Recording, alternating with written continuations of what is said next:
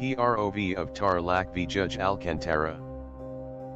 Facts: Tarlac Enterprises Inc. is the owner of a parcel of land in Mabini, Tarlac, an ice drop factory in said land, machinery shed and other machinery. These properties were declared for purposes of taxation in the Provincial Assessor's Office. The Provincial Treasurer found that real estate taxes for the years 1974 until 1992 in the amount of P532,435.55 including penalties were not yet paid.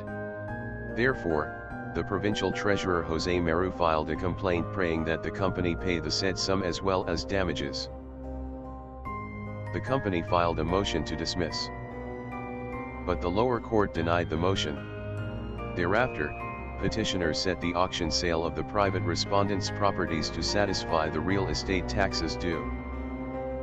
This prompted the private respondent to file a motion praying that petitioner be directed to desist from proceeding with the public auction sale. The lower court issued an order granting said motion to prevent mootness of the case, considering that the properties to be sold were the subjects of the complaint. The company then filed an answer saying that under Section 40 of PD 46 in relation to PD 551, it was exempt from paying said tax. The court rendered the decision dismissing the complaint. It ruled that PD number 551 expressly exempts private respondent from paying the real property taxes demanded, it being a grantee of a franchise to generate, distribute, and sell electric current for light. The court held that in lieu of said taxes, private respondent had been required to pay 2% franchise tax in line with the intent of the law to give assistance to operators such as the private respondent to enable the consumers to enjoy cheaper rates. Issue: 1. Tarlac Enterprises, Inc. is exempt from the payment of real property tax under Sector 40 of PD No. 464 in relation to PD number 551, as amended. Held no ratio, Sector 40 of PD number 464, the Real Property Tax Code, provides, SEC 40. Exemptions from real property tax. The exemption shall be as follows: real property exempt under other laws. Private respondent contends that the other laws referred to in this section is PD number 551. Its pertinent provisions state, Section 1.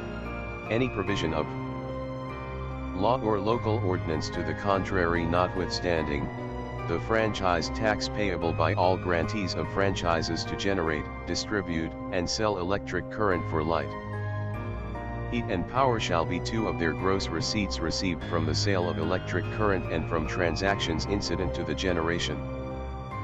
Distribution. We do not agree with the lower court that the phrase "in lieu of all taxes and assessments of whatever nature" in the second paragraph of seconds 1 of PD number 551 expressly exempts private respondent from paying real property taxes.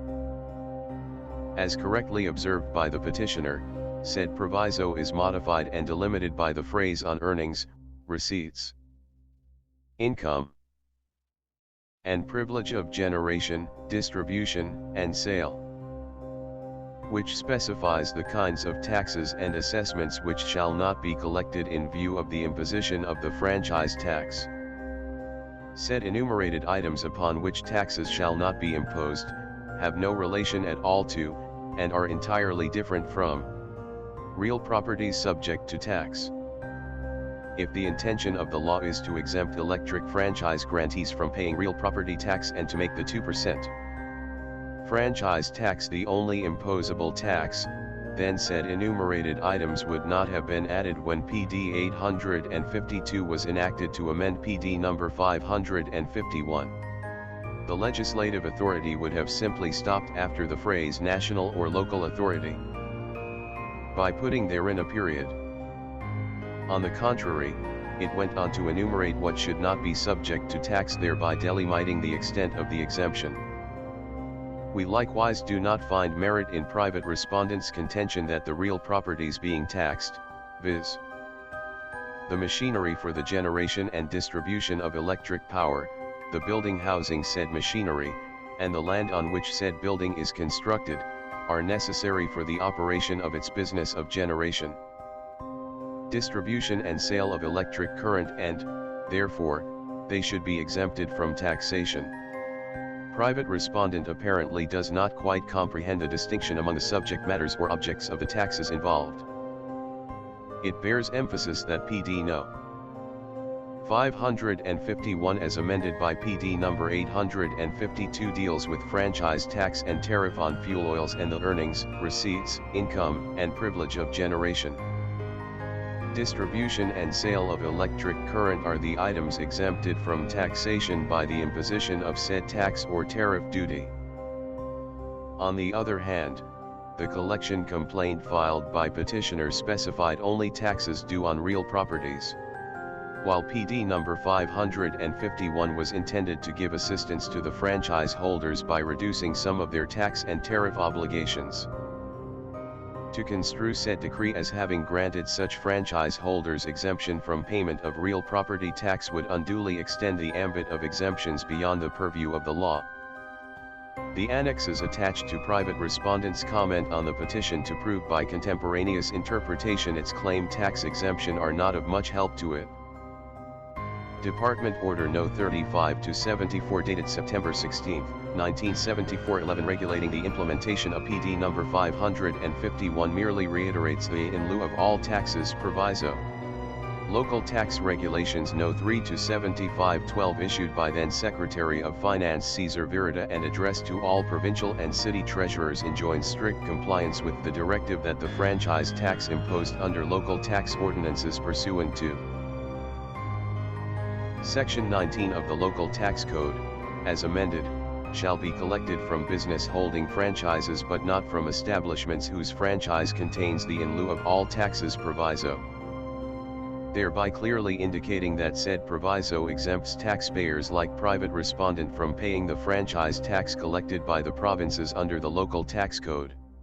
Lastly, the Letter 13 of the then Bureau of Internal Revenue Acting Commissioner addressed to the Matic Law Office granting exemption to the latter's client from paying the privilege tax, which is an excise tax on the privilege of engaging in, clearly excludes realty tax from such exemption.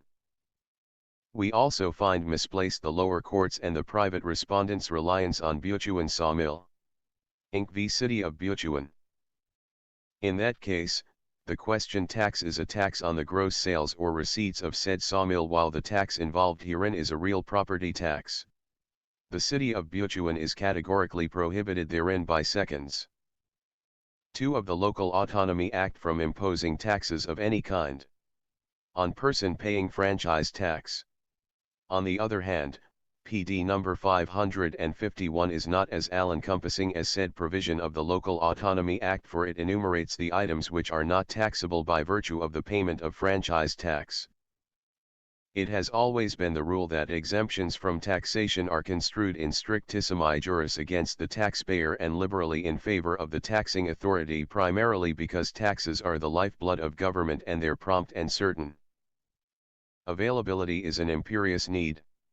Thus, to be exempted from payment of taxes, it is the taxpayer's duty to justify the exemption by words too plain to be mistaken and too categorical to be misinterpreted. Private respondent has utterly failed to discharge this duty. 8.